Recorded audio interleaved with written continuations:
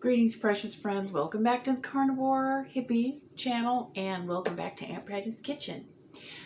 Not really camera ready today. I've just been doing some prep work and some experimenting in the kitchen, preparing to my next video, which is going to be number 5 in our series about totally unboring recipes for ground beef to simplify and spice up your carnivore way of eating. But I just thought I would share a tip with you. If you have harvested some tallow from cooking, this is a repurposed pickle jar. I reuse almost all of my jars just because I'm always fiddling around and experimenting in the kitchen, and having glass containers with properly fitting lids is really useful to me. But anyway, if you have, pardon the glare, if you've harvested some fat from having cooked some meat, some pork or some chicken even. This is beef. And it looks like this. Okay. That's a good thing and a bad thing if you want to reuse the tallow or the fat. And the good thing is all of this up here is nice and yellow, and you can see it's beef fat. So that's going to indicate that it's bright.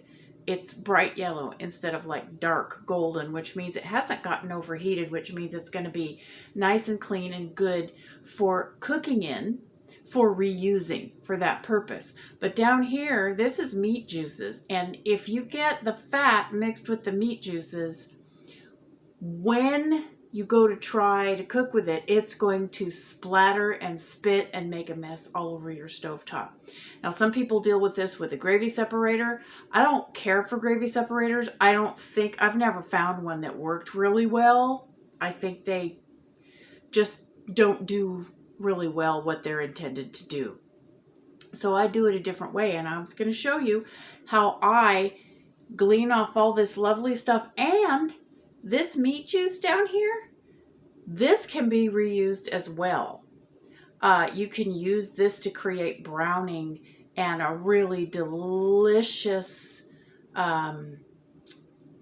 base flavor. You can use it to make beef base, which maybe I'll cover in another video. But so you don't want to throw either of these away, but neither do you want them mixed up, because that just creates a mess and complications. So I'm going to show you what I do without a gravy separator, which, like I said, I don't think they work real well anyway. So here we go. What I use is a couple of clean jars and a bulb baster. You take your clean bulb baster and you just put it down in here, and you make sure that you don't get the tip of it. You can see where the tip of the baster is right here. Just get and you just draw up some of the fat. You can see it's all nice and clean. Put it in a clean jar. And then you just keep doing that. And make sure that you don't rattle the jar around, because you don't want the layers to get mixed up. You want to do this soon after you've harvested the oil, the grease, while it's still liquid, but after it has had time to separate. What I did with this jar is I just left it in my warm oven. I just got finished making sheet pan ground beef.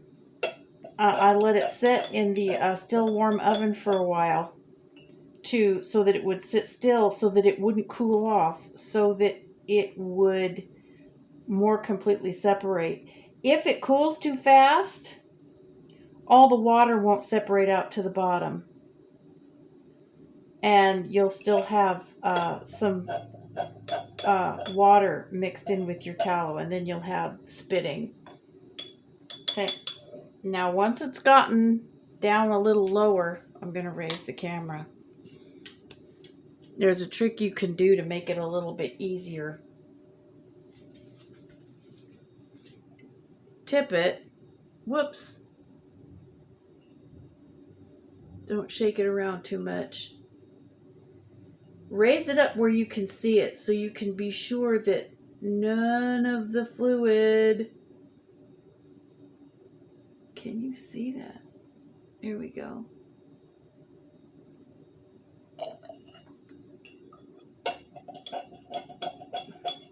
Normally I would just do this on the countertop.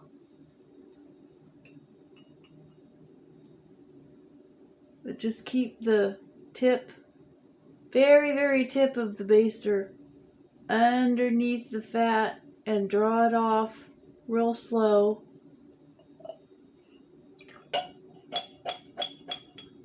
I'm going to set it back down on the countertop again.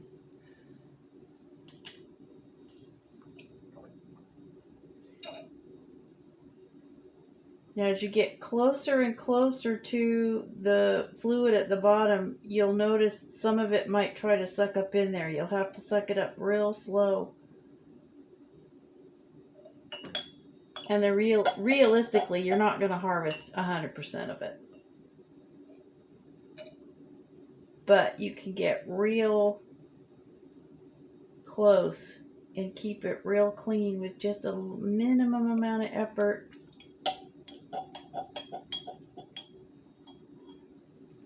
That's all I'm going to try to do. You can harvest some more of this by pouring it into a taller, more narrow jar, which will create a thicker layer of fat, and you can suck off some more. But then you'll have to put it back in the oven and let it settle again. But anyway, so like I said, gravy separators, no. You're not going to get any more of a yield with a gravy separator than this, and I don't think the fat's going to be as clean. So you can also do it the opposite way around. You can suck the juice out from the bottom with the tip of the gravy separator. I mean, with the tip of the bulb baster.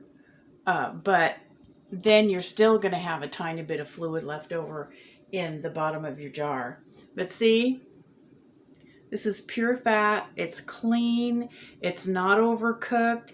It's going to be wonderful for reusing. You can use this for anything. You can fry with it. You can even use it as shortening to make baked goods out of, which I'm working on a carnivore cake recipe. But anyway, that's all I wanted to share with you today.